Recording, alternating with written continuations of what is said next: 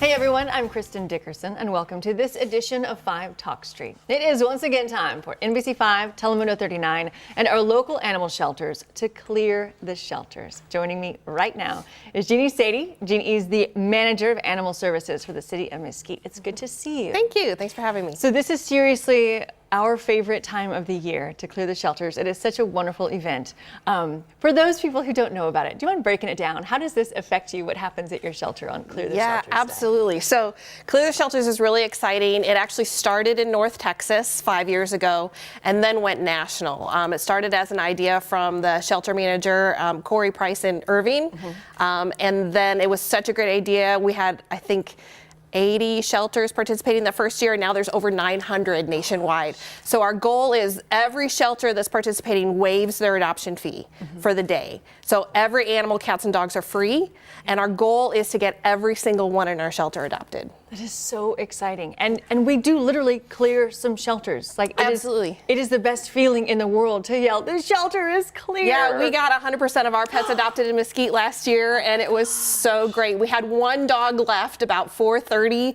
The event ends at 5. Our shelter closed at 5:30. And so we were pushing and pushing. It was the cutest little dog, and we finally got it adopted, and it was like the best feeling in the world. So what is the shelter like for you this time of the year, kind of the middle of summer? Usually that's peak season for animals, especially for reproductive purposes. Yeah, it's constantly full.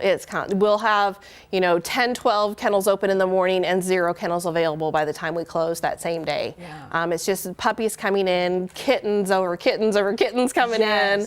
And so we're really just trying to get a handle on that and find as many live release options available for them as possible. Yes.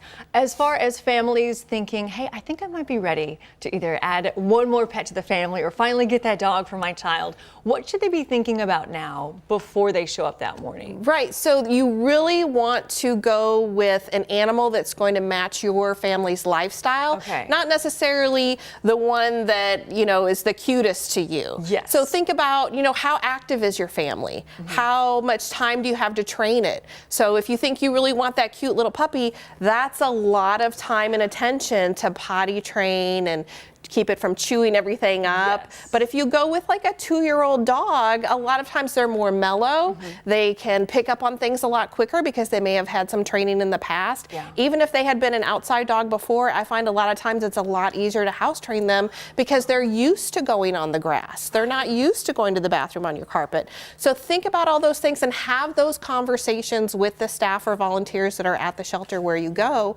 so you can pick one that's really going to match your lifestyle. Yes. Whenever you talk about knowing if you want a puppy or an older dog, that hit home for me because I literally did not know how long the puppy stage lasts. Yeah. So it can last up to 2 years or more. Right. That's a long time. It really can. And don't forget about cats. People say, well, I'm a dog person, I really don't have that much time.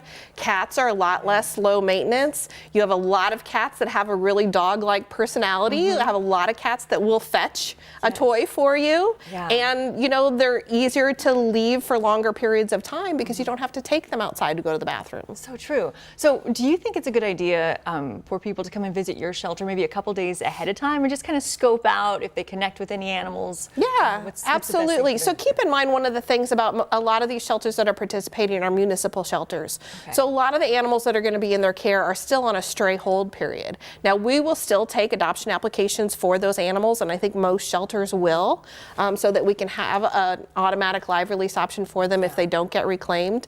But yes, go in, look around, see the one, meet the ones that you think you might like, write down their identification numbers or their names or their kennel numbers, however they're going to identify, so that you can go right there when you come in. Remember the day of, every shelter has a big long line to get in, which is fantastic. We wish it was like that every day of the week, right? Yes.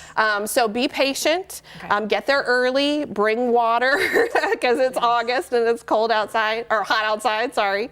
And just, know what you want, have those conversations so that you make sure you're not making an impulse buy just because it's free. So true. That you're making an educated decision for a pet. Job. Thank you so much for coming in today. Yeah. Before we go, I want to call out these really cute little puppy dogs because if you want to help support Clear the Shelters, but you're not quite ready to take an animal home with you just yet, you can financially make a donation. These super cute little guys are available at shop shop.nbcdfw.com. Just go to that website. It's $18.95, and 100% of all of the proceeds from this will go right to help clear our shelters. You can also get like customized little bandanas, but like full size, and also some dog bowls and some other really fun stuff. So again, shop.nbcdfw.com.